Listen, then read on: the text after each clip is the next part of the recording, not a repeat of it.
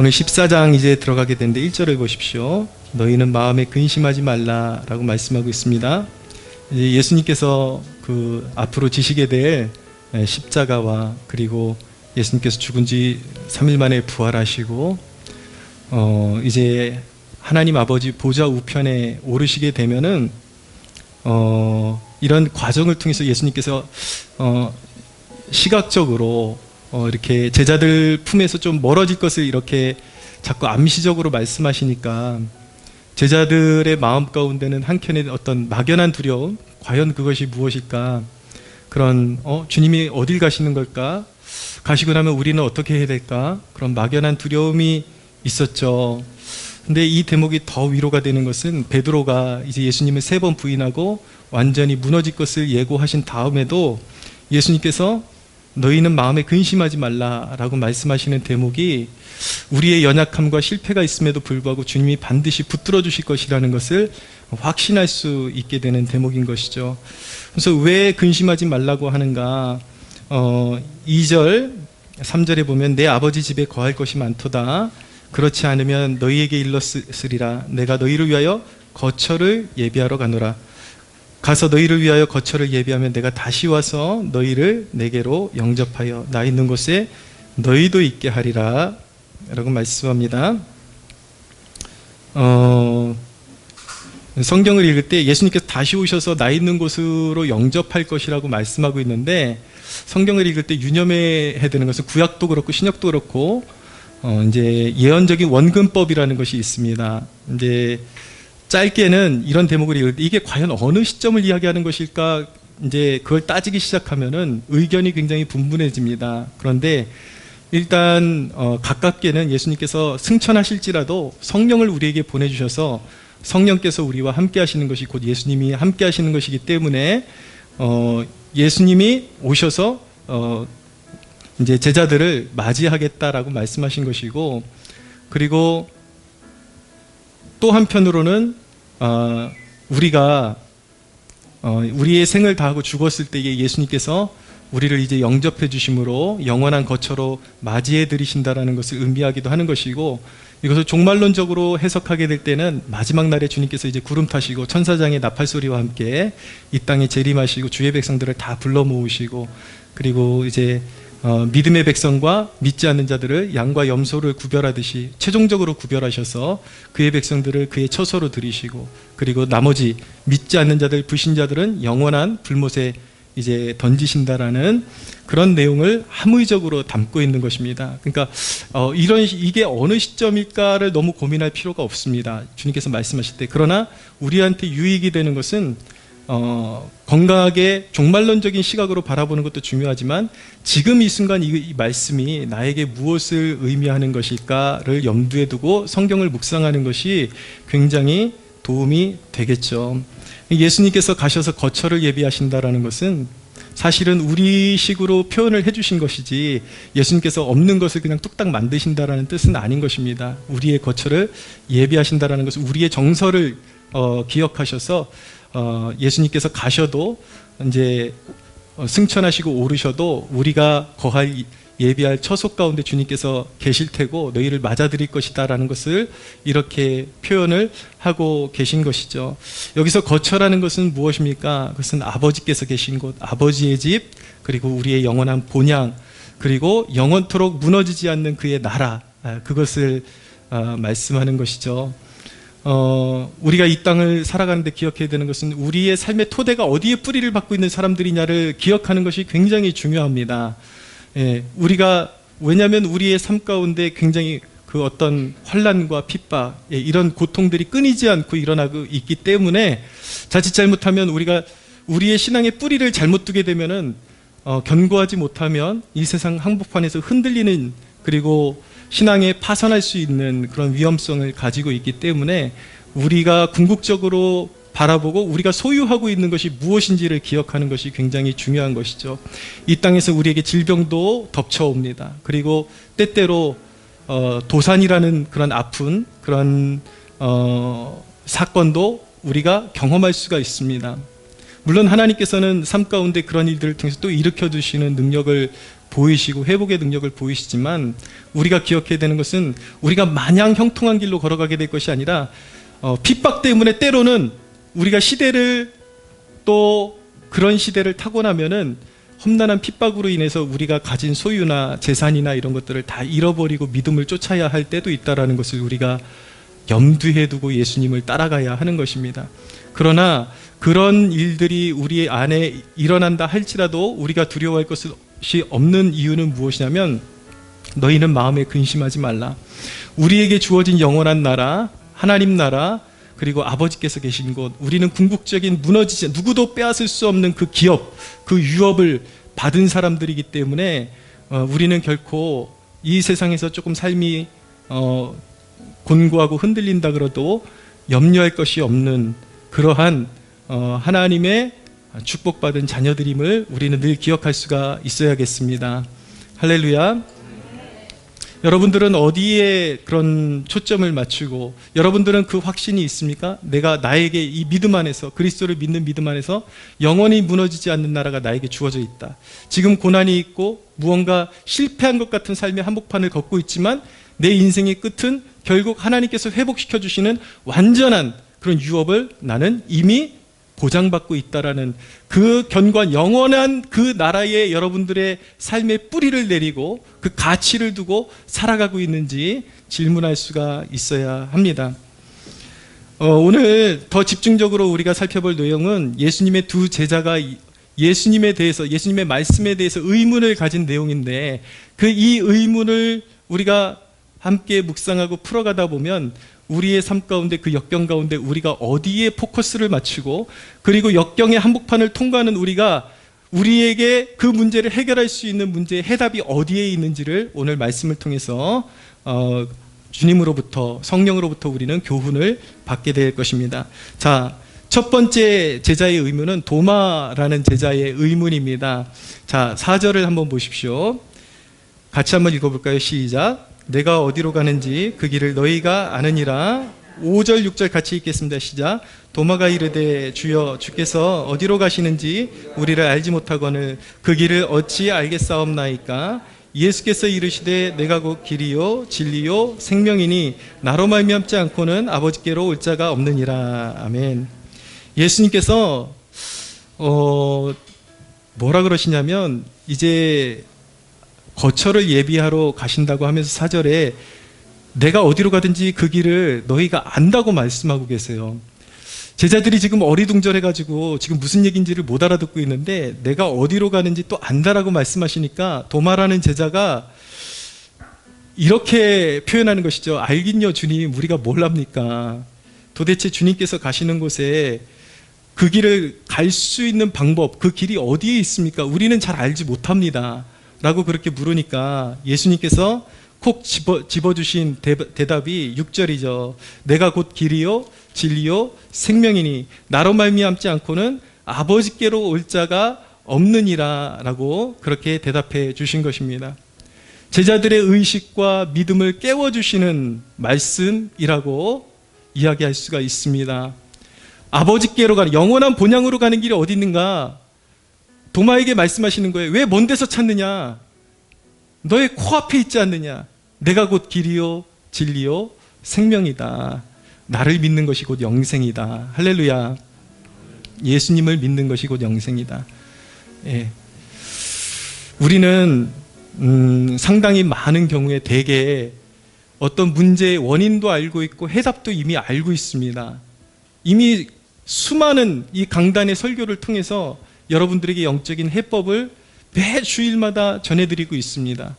그런데도 불구하고 여러분들은 어쩌면 이 예배의 자리에 나오는 순간에도 주님을 예배하겠다고 나오면서도 자기의 삶의 문제에 묶여가지고 이 문제는 어떻게 풀어야 되지?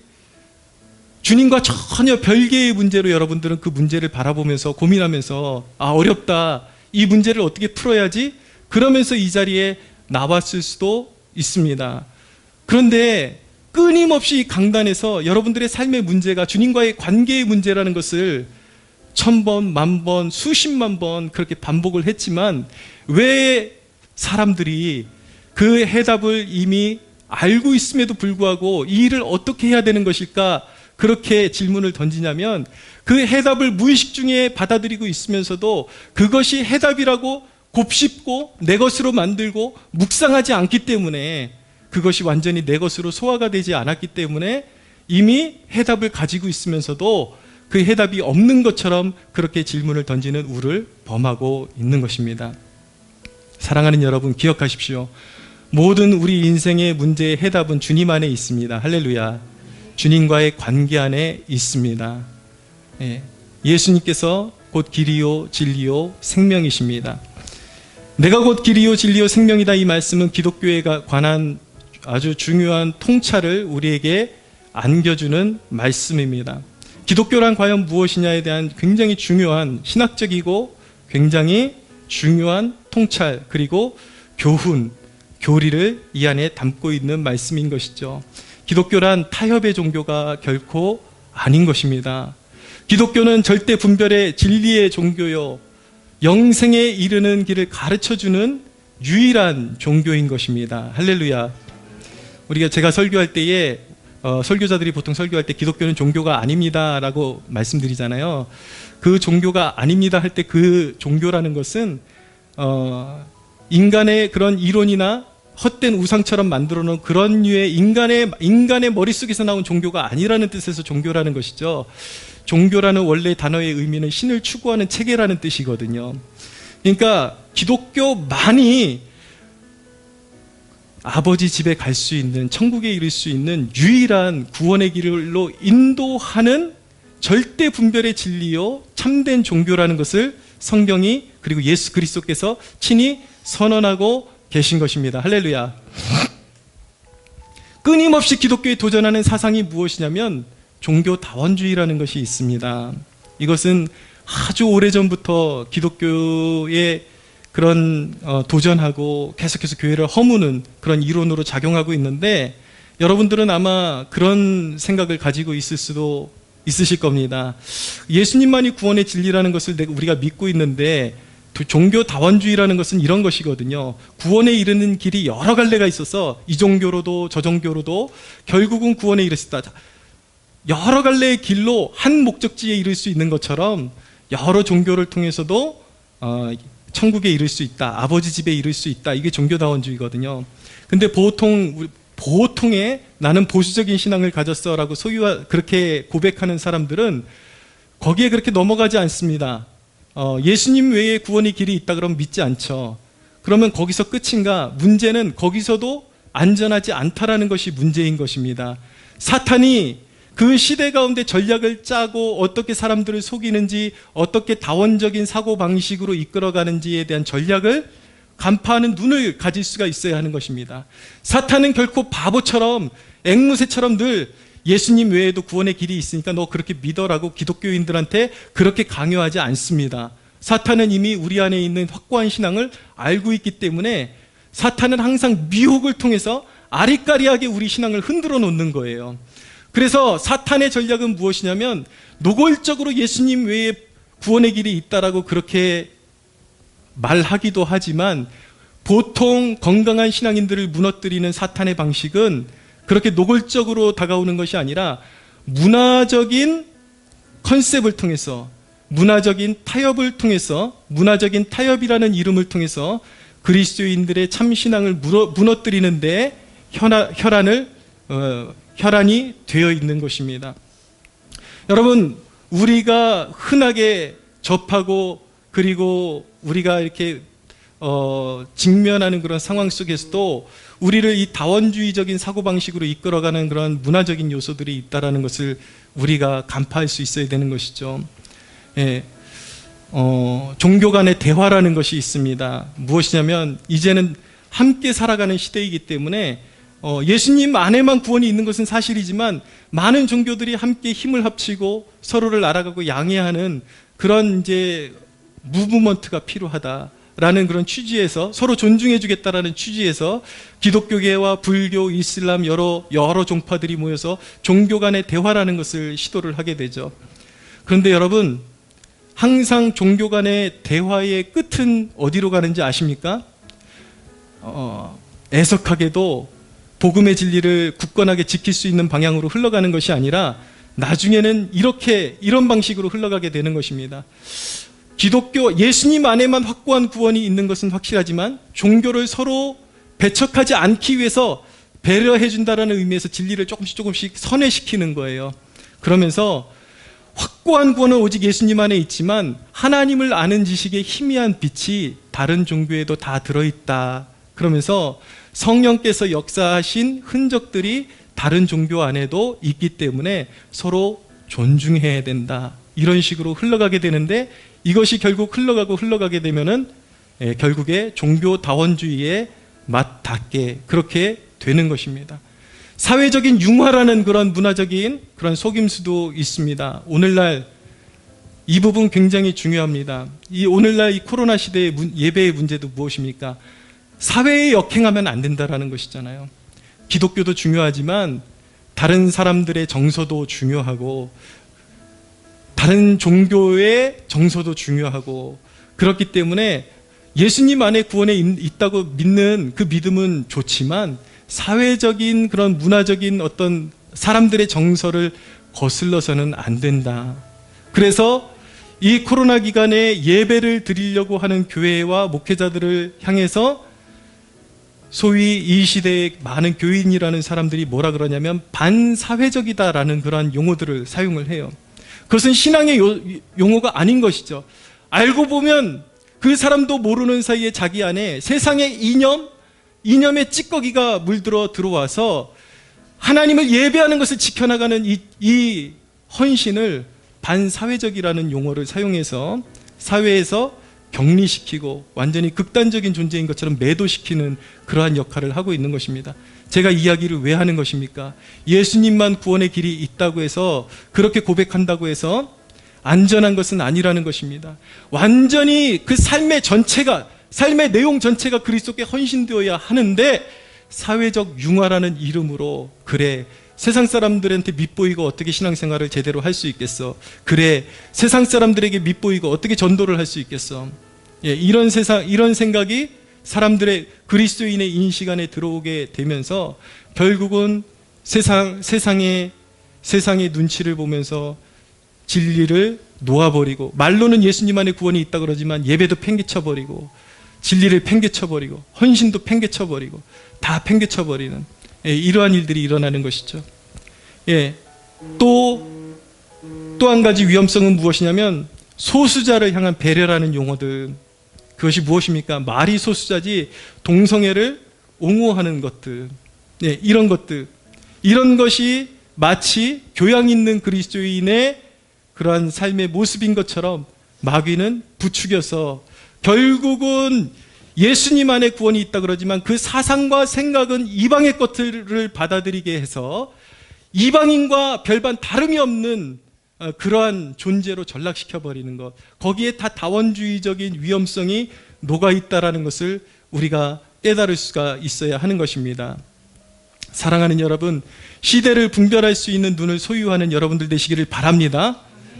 이 시대 가운데 소위 진보적인 사관을 가진 그리스도인이 있다고 하는데, 그들의 문제가 무엇이냐면 그들은 예수 그리스도를 향한 참된 믿음 그 자체에 포커스를 두지 않고 사회 참여다라는, 사회 참여가 바로 곧 기독교다라는 그러한 포커스를 맞춰서 사람들에게 가르치고 사람들을 이끌어가고, 순수하게 예수 그리스도를 믿는 그 복음에 헌신하는 성도들을 향해서 저들은 극단적이다라는 딱지를 붙이고 결국은 예수 그리스도를 향한 헌신은 배제하고 선행, 그들의 말 표현으로 사회적인 참여, 그것을 통해서 그리스도인임을 나타내는 것이다, 이렇게 주장을 하는 것이지만, 그것 또한 그리스도인들의 의식 속에 세상적인 이방인적인 관념을 불어넣어줘서 사실은 그 자체도 굉장히 이단적인 사상인 것입니다.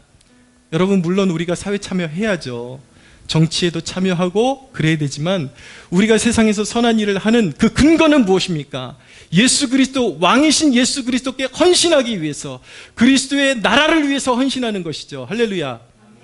그런데 일방적으로 사회 참여를 주장하는 진보적 사관을 가진 사람들의 문제는 무엇이냐면 그리스도께 헌신하는 것은 뒷전으로 미루고, 그리고 내세관, 영생과 멸망하지 않은 영원한 나라에 대한 그 소망함을 뒤로 한 채 그냥 그렇게 사회 참여를 하는 사람들의 특징이 무엇인가? 결국 그 사람들이 주장하는 사회 참여라는 것은 결국 교회를 등지게 만들고 교회를 대적하게 하는 정치인들과 한마음 한뜻이 되어서 교회를 대적하는 쪽으로 그런 사회적인 무브먼트에 몸담게 하는 것이 그들이 말하는 사회 참여이기 때문에 그것은 이단적인 사상과 같은 것입니다. 사랑하는 여러분, 이 둘의 차이는요 아주 미묘해서 여러분들이 두 눈을 부릅뜨고 이 진리를 분별하지 않으면 그들의 말에 현혹될 수밖에 없다라는 것을 꼭 깨달을 수가 있어야 하는 것입니다. 제가 말씀드리는 것은 기독교인이 사회에서 격리되어야 한다라는 말씀이 아니에요. 우리는 사회 속에서 정말 그리스도인으로서 아름답게 사회 속에서 그런 어떤 사회의 정치, 경제, 그런 문화 이런 것들을 선도해 나가고 함께 이 서포트해 나갈 수 있는 그런 부르심이 우리에게 있다라는 것을 우리는 깨달을 수 있어야 하는 것입니다. 할렐루야. 그러나 뉘앙스가 너무 다르다라는 것이죠. 그리스도를 중심으로 그리스도의 말씀에 합당하게 그리스도의 계명을 지키기 위해서 우리가 사회에 참여하는 것과 이런 진보주의적인 사관을 가진 사람들이 그런 것들을 밀어내고 그리스도께를 향한 헌신이 아니라 인간의 이념과 인간의 철학에서 따온 것들을 그런 이념과 그런 개념을 가지고 그것이 기독교라고 할 때에 그 길을 따라가면 그것은 예수 없는 기독교, 결국은 진리 없는 기독교, 구원이 없는 기독교로 들어서게 된다는 것을 꼭 기억하시기를 바랍니다. 자, 두 번째 의문이 있습니다. 이제 두 번째 인물이 예수님께 예수님께 의문점을 던지는데 7절을 보십시오. 7절 같이 한번 읽어볼까요? 시작. 너희가 나를 알았더라면 내 아버지도 알았으리로다. 이제부터는 너희가 그를 알았고 또 보았느니라. 8절 9절도 읽어주세요. 시작. 빌립이 이르되 주여 아버지를 우리에게 보여주옵소서. 그리하면 족하겠나이다. 예수께서 이르시되 빌립아 내가 이렇게 오래 너희와 함께 있으되 네가 나를 알지 못하느냐? 나를 본 자는 아버지를 보았거늘 어찌하여 아버지를 보이라 하느냐? 아멘. 예수님께서 7절 이하에 말씀하시는 것은 나를 알았더라면, 너희가 나를 알았더라면 내 아버지도 알았을 것이다. 알았으리로다. 이제부터는 너희가 아버지를 알았고 또 보았느니라 라고 말씀하니까 빌립이 여기에 또 의문점이 생기는 거예요. 자기가 기억을 되짚어 보니까 실제로 아버지를 본 기억이 없거든요. 본 적이 없는데 예수님께서 너희가 아버지를 보았다라고 말씀하시니까 빌립이 8절에 주여 아버지를 우리에게 보여주옵소서. 예수님 그렇게 모호한 말씀을 하지 마시고 아버지를 우리에게 보여주옵소서. 그러니까 예수님께서 대답하시는 것이 무엇입니까? 9절입니다. 예수께서 이르시되 빌립아 내가 이렇게 오래 너희와 함께 있으되 네가 나를 알지 못하느냐? 나를 본 자는 아버지를 보았거늘 어찌하여 아버지를 보이라 하느냐? 여기에서 이제 계시에 대한 그런 개념이 이제 나오게 되는 것입니다. 우리가 신앙생활하면서 아버지가 어떤 분이냐, 하나님 아버지가 어떤 분이냐를 나타내는 것을 계시라고 하거든요. 그러면 계시가 무엇인지에 대한 우리가 정립을 해둘 필요성이 있습니다. 계시라는 것은 무엇인가? 구약 시대에 하나님 아버지를 나타내고 하나님을 나타내는 그 계시의 수단은 무엇이 있었냐면 선지자들의 꿈과 하나님의 사람들의 꿈과 이상 그리고 기적 그리고 선자들의 예언 같은 것을 통해서 하나님이 어떤 분이신지를 계시해 주셨습니다. 신약 시대에는 선지자들의 글을 통해서 사도들의 글을 통해서 사도와 사도의 그 권위를 부여받은 제자들의 글을 통해서 또 편지를 통해서 계시가 드러나게 되죠. 성령의 감동으로 예수 그리스도에 관한 계시와 그리고 아버지가 어떤 분인지에 대한 분명한 계시가 드러나죠. 그러나 계시의 종점, 계시가 가장 선명하게 드러난 그 지점이 무엇이냐면 바로 예수 그리스도 그 자신이 계시의 종착점인 것입니다. 할렐루야. 예, 계시 그 자체인 것입니다. 그래서 우리가 계시라고 할 때에 이렇게 좀 여과돼서 사용하는 용어와 그리고 분명하게 신학적인 용어를 구별해서 사용할 줄 알아야 되는데 성경으로서의 권위를 갖는 계시는 이제는 사도시대 이후로 더 이상 존재하지 않습니다. 더 이상 성경이 나올 수가 없는 것이죠. 우리가 성경이라고 고백할 수 있는 것은 신구약 66권, 이것이 처음이요 마지막이요 이것이 전부임을 믿으시기를 바랍니다. 이곳에서 벗어나면 이단이 되는 것입니다. 그러나 우리가 관용적으로 나 계시받았어, 설교자들이 계시받았다라는 표현을 쓰기도 하는데 그렇게 바른 용어는 아니라고 생각되지만 관용적으로 어느 정도 사용할 수 있는 용어라고도 저는 생각을 합니다. 그것은 내가 성경과 방불한 그런 어떤 계시를 받았다라는 뜻이 아니라 성경을 해석하는 데 있어서 어떤 하나님께서 주시는 특별한 영감을 받았다라는 그런 의미를 표현할 때 계시받았다. 그래서 에베소서에서도 보면은 성경을 잘 깨닫게 해달라는 간구를 바울이 하나님 앞에 드릴 때에 계시의 영을 하나님의 백성들에게 부어주셔서 하나님의 말씀을 깨닫게 해주소서 이렇게 기도를 드리기도 하는 것이죠. 그러나 계시에 대한 정확한 이해는 성경 말씀, 계시는 성경 66권으로 온전히 정립되었고 이것으로 마무리되었다. 이것 성경만이 온전한 계시다. 우리는 이것을 믿고 인정하는 것입니다. 할렐루야. 예수 그리스도가 완전한 계시인 것입니다. 왜 빌립에게 나를 본 자는 아버지를 보았다라고 말씀하시는가? 예수님의 말과 행동에 아버지 하나님의 뜻과 성품과 계획이 그대로 나타나기 때문인 것입니다. 죄악을 용납하지 않으심, 그리고 죄인들을 긍휼히 여기심, 그리고 구원의 길을 보이기를 기뻐하심. 이것이 무엇입니까? 예수님께서 사람들을 치유하시고 하나님 나라를 전파하시고 그들을 구원으로 이끌어 가시는 그 모든 일들, 그것은 예수님 안에 아버지께서 함께 계셨기 때문에 가능한 일인 것이죠. 예수님이 아버지를 그렇게 표현할 수 있었던 것, 아버지의 성품과 모든 것들을 그대로 표현할 수 있었던 것은 무엇이냐면 아버지께서 그 안에 함께 하셨기 때문에. 그래서 예수님을 바라보면 아버지가 어떤 성품을 가지고 계시고 어떤 것을 기뻐하시고 이것을 우리는 알 수 있게 되는 것입니다. 믿으십시오. 마찬가지로 이 말씀을 적용하면 내 자신이 그리스도인이라는 것을 가장 극명하게 증명할 수 있는 길은 무엇입니까? 그것은 내가 하나님이 기뻐하신 일을 행한다라는 그 한 가지가 그것보다 더 내가 그리스도께 속했고 내가 구원받은 자라는 것을 확증해 주는 증거는 없는 것입니다. 그리스도의 영, 그리스도께 아버지께서 함께 하심으로 말미암아 그리스도께서 아버지의 모든 뜻을 드러내신 것처럼 우리가 진정으로 구원받은 자라면, 우리가 예수 믿는 자라면 우리의 삶 가운데 하나님이 기뻐하시는 일들이 드러나야 그것이 바로 우리가 구원받은 증거라는 것을 우리는 깨달을 수가 있어야 하는 것입니다. 여러분들의 삶의 목적은 무엇입니까?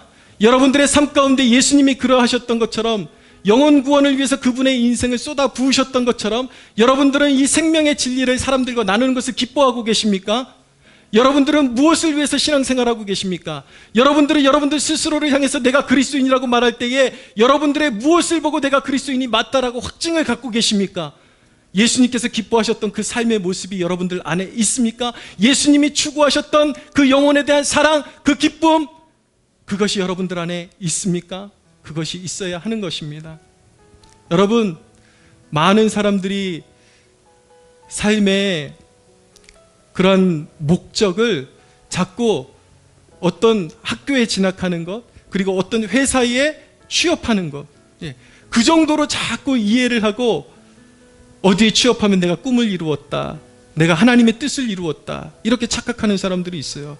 그러나 여러분, 우리가 그리스도인으로서 가질 수 있는 목표와 우리가 그리스도인으로서 가져야 하는 목적은 다른 것입니다.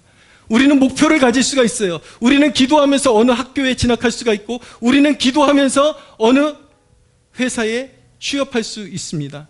그러나 내가 그리스도인이라는 것은 나의 기도가 응답되어서 어느 학교에 진학했다라는 그것이 아니라 그 학교에 진학한 다음에 내가 어떤 삶을 살아가느냐, 그 회사에 취업된 다음에 내 삶의 목적이 무엇이냐, 그것이 진정으로 내가 그리스도인인지 아닌지를 결정해 준다라는 것을 기억해야 하는 것입니다. 하나님께서 우리에게 어떤 학교에 집어넣어 주시는 방법이 무엇입니까? 나의 학벌을 자랑하라고요? 나의 가진 것들을 자랑하라고요? 아니잖아요. 그곳에서 하나님 나라의 가치관을 가지고 하나님이 기뻐하시는 일들을 행하고, 나에게 어떤 좋은 사람들을 붙여주실 때에 그 영혼이 구원받았는지, 그것을 늘 궁금해하고 그 영혼을 나에게 붙여주시는 지인들을 내가 좋은 학교 가서 내 좋은 학교 학벌 자랑하라고 보내주신 것이 아니라 그곳에서 만나는 나의 지인들에게 하나님 나라를 심어주라고 보낸 것 아닙니까? 할렐루야. 예, 좋은 회사 가면 못할 건데요, 거기서부터 또 고난이 시작되고 사람들과의 갈등이 시작되고 여러 가지 프로젝트를 하면서 여러 가지 스트레스와 어려움에 직면하면 또 사람들은 이렇게 말을 바꾸거든요. 내가 기도를 잘못했나 봐, 이게 응답이 아니었나 봐. 아니요, 응답이 아닌 것이 아니라 하나님의 응답에 대한 이해가 부족한 것 뿐인 것이죠. 그것에 보내주신 목적이 무엇인지를 한 번도 묵상하지 않았기 때문에. 그것을 허락하신 목적이 무엇입니까? 영혼 구원을 위해서. 내가 진정으로 그리스도인이라면, 내 안에 생명이 있다면 그 영혼들을 주께로 이끌어오라고 나를 그곳에 보내신 것입니다. 할렐루야. 방탕한 문화가 만연해 있는 학교와 캠퍼스와 그 직장의 문화를 내가 하나의 썩어지는 미랄로 하나님 나라를 살아가는 그러한 모습으로 사람들에게 본이 되어서 나를 통해서 하나님이 살아계심을 나를 접하는 모든 사람으로 보게 하고 하나님의 생명을 느끼게 하고 하나님의 생명으로 이끌어오는 것, 그것이 하나님이 기뻐하시는 일 아니겠습니까? 여러분들의 삶 가운데 나의 삶에 주어진 기회를 통해서 오직 하나님이 기뻐하시는 일을 이루어드리겠다라는 그 소원함이 있는지를 점검하십시오. 그것이 있어야 진정한 그리스도인인 것입니다. 할렐루야. 예, 우리의 삶을 통해서 우리의 삶도 하나의 계시적인 그런 투영물이 되어야 하는 것입니다. 나의 삶을 통해서 하나님이 진정으로 살아계시구나. 예, 그것이 여러분 얼마 전에 제 후배 목사에게 연락이 왔는데, 어떤 연락이 왔냐면 이제 좀 어려움을 당하고 있어요, 교회가. 그래서 저한테 형님이라고 부르거든요. 형님처럼 이렇게 주중에 나가서 이제 저도 거리에서 선포하고 전도지를 좀 나누려고 합니다. 근데 우리에게 전도지가 없어서 전도지를 좀 새롭게 만들려고 하는데 자료가 없어가지고 형님 교회 전도지 그 자료를 우리가 이렇게 좀 베끼는 걸 뭐라 그러죠? 예, 갑자기 생각이 안 나네요. 어쨌든 그걸 참고할 수 있게 자료를 좀 보내달라고 그러는 거예요. 알았다고 전화를 끊고 나니까 제 마음속에 이 상황 가운데 하나님이 기뻐하시는 일은 무엇일까라는 그런 질문을 던지게 되었습니다. 그래서 단순히 자료를 넘겨주는 것이 무엇이 도움이 되겠는가 싶어서, 그 교회도 어렵고 상황이 어려우니까 우리가 전도지 만장을 우리 것을 도안을 바꿔가지고 전도지 만장을 인쇄해서 보내주겠다. 그래서 얼마 전에 만장을 인쇄해서 보내주었습니다. 여러분, 제가 이 말씀을 드리는 이유는 성경에 분명히 구제를 하고 좋은 일을 할 때 오른손이 한 일을 왼손이 모르게 하라라고 그렇게 표현하고 있는데, 왜 강단에서 이런 말씀을 드린 줄 아시겠습니까? 혹시? 여러분, 이 강단은 좀 특성이 다르기 때문인 것입니다. 성경에도 오른손이 하는 일이 왼손이 모르게 하라고 말씀하고 있지만, 성경이 기록된 궁극적인 목적은 하나님의 백성들을 선한 일을 열심히 하는 친백성으로 길러내시기 위해서 어떻게 살아야 하는지를 가르쳐 주시는 대목이잖아요. 그러니까 사도행전 10장에도 보면 고넬료가 구제하는 일에 힘썼더니 하나님께서 그의 기도를 들으셔서 구원받을 수 있는 십자가의 도를 들을 수 있도록 베드로를 그에게 보내주시잖아요. 할렐루야. 예, 사도행전 9장에 보면 도르가라는 여인이 죽었는데 도르가에게 가서 살려내죠. 근데 성경이 뭐라고 말씀하고 있습니까? 구제하는 일을 열심히 하던 여인이라고 말씀하고 있습니다. 그가 가난한 사람들을 위해서 짜주었던 속옷들, 이런 것들을 베드로에게 보여주면서 많은 사람들이 슬퍼했다라는 대목이 있죠. 왜 성경이 그런 대목을 보여주고 있는 것입니까? 진정으로 하나님이 기뻐하시는 뜻이 무엇인지, 어떻게 우리가 살아가야 되는지 구체적으로 우리에게 명시해 주시기 위해서 그렇게 말씀하는 거잖아요. 물론 굉장히 조심스럽습니다. 우리가 어떤 선을 행했다라는 것을 이렇게 공개적으로 말하는 것, 어떤 의미에서는 굉장히 위험성이 있어요. 알지만 제가 이 강단에서 그것을 이야기하는 이유는 무엇이냐면, 이 강단에서 우리가 하나님의 뜻대로 살아야 합니다라고 말씀드리면 많은 분들이, 성도분들이 아멘 대답해요. 그러나 삶의 현장에 가면 그러면 하나님의 뜻대로 어떻게 살아야 되는지 몰라요. 그래서 구체적으로 명시를 해드리는 것입니다. 여러분, 어느 것이 아름답습니까? 그 전화를 받고 그래, 내가 그 자료 보내줄게, 이 선에서 끝나는 것이 아름답습니까? 아니면 그 교회에 필요한 것, 내 후배 목사에게 필요한 것이 진정으로 무엇이고 하나님이 어떻게 내가 처신하는 것을 기뻐하실까라고 그런 질문을 던졌을 때에 전도지를 우리의 힘으로 우리가 조금이라도 더 도와줄 수 있는 역량을 발휘하는 것을 하나님이 더 기뻐하신다라는 것, 그것이 더 아름다운 일 아니겠습니까? 할렐루야. 예. 곁들여서 드리고 싶은 말씀은 우리 교회가 그렇게 부유한 교회 아니에요. 여러분들에게 드리고 싶은 말씀은 꼭 부유해야지 부유한 삶을 사는 것은 아니다라는 것을 알게 됩니다. 여러분, 우리 교회 재정이 늘 빠듯하게 돌아가는데 감사한 것은 그렇게 어떤 도움이 필요한 곳에 하나님 앞에 그거 제가 하고 싶습니다라고 고백했을 때에 하나님께서 그것을 감당할 수 있는 늘 힘을 주신다라는 것, 한 번도 어김이 없이 내가 하나님 이것을 내가 헌신하기를 원합니다라고 고백했을 때에 하나님께서 그것을 할 수 있는 힘을 공급해 주셨다라는 것, 그것을 여러분들에게 간증하고 싶은 것입니다. 사랑하는 여러분, 왜 이야기를 꺼내고 있습니까?